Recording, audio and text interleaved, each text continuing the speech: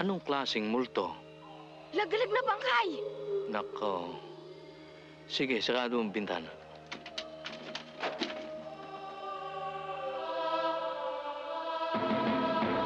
Huwag ka nang maligalig. Hindi pa naman ganong malakas ngayon ang kapangyarihan ng mga lagalag na bangkay. Pero pag nagtagal pa, kailan kaya siya darating? Sino, Lolo? Siya, ang kaisa-isang, ang bukod tanging pinagpala upang ibalik ang liwanag sa nagdidilim na mundo. Siya, ang karapat-dapat na magmay-ari nitong kasuotan ng panday. Naramdaman ko sa kaibuturan ng aking mga buto na malapit siya.